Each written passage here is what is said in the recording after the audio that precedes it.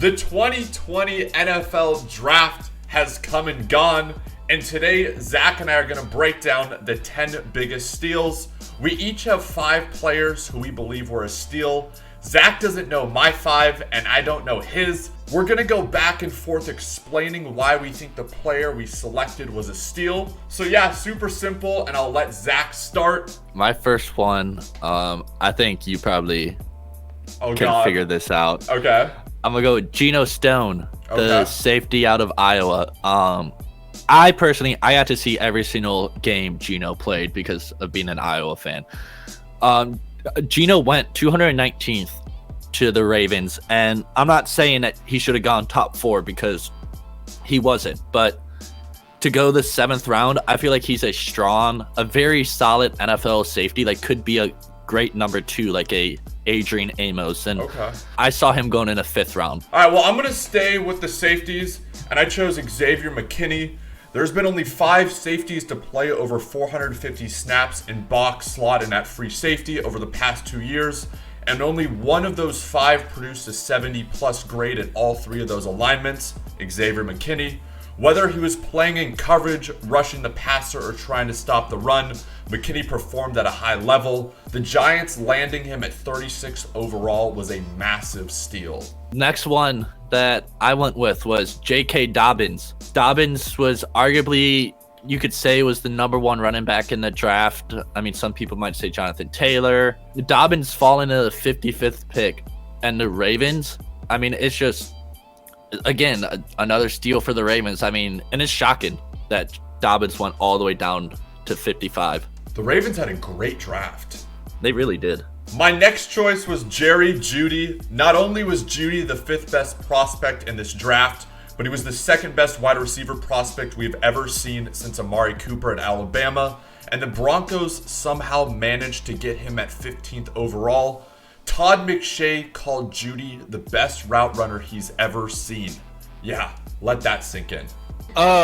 One I have is Josh Jones going 72nd. Josh Jones went to the Cardinals. Everyone thought highly of Jones coming out of college in Houston. Everybody saw him as either a end of the 1st round, early 2nd round talent, but him dropping all the way to the 3rd round, surprisingly it shocked me. I was surprised by that. Sticking with the wide receivers, getting CeeDee Lamb at the 17th overall pick didn't seem very realistic to the Dallas Cowboys prior to the draft. I'm still not quite sure how he fell to 17. Lamb broke an unreal 26 tackles on 62 catches and averaged 11 yards after the catch per reception in 2019. The next one that I have is Isaiah Simmons. And a lot of people might be, how can you say that the number 8th overall pick is a steal? But when you see a player like Isaiah Simmons, everybody said he's the number 2 defensive player in a draft. I mean, everybody didn't think he was going to go past the 5th pick, but there he was at 8, and it's just, in my opinion, an amazing pickup for the Cardinals. I know Grant Delpit's tackling isn't great at times, but I could watch this guy make plays in coverage all day long.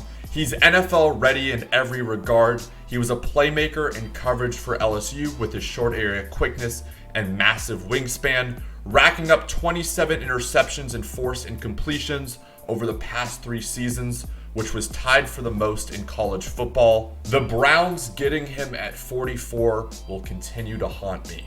My next one is Trayvon Diggs. Diggs was the number 3 corner coming into the draft, and Diggs fallen all the way down to 51st overall. I mean, I don't think anybody really saw Diggs. People might have saw him falling late in the 1st, but everybody probably thought that he was going to go early in the 2nd round to either 5th pick, which ended up being the Patriots, but Chargers. It was originally the Chargers, like somebody like that, or maybe the Bears even. People might have thought that he would have gone to the Bears, but he dropped all the way down, and it was truly a surprise to me to see him at 51.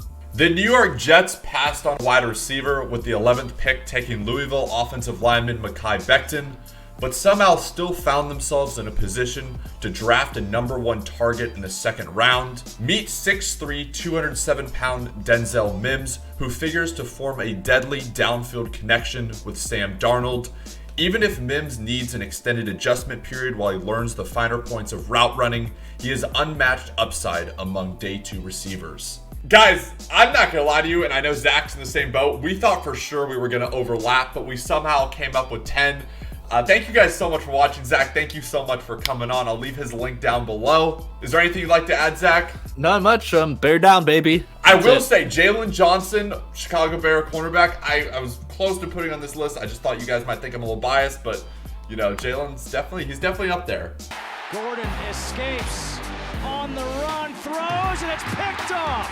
Intercepted by Jalen Johnson.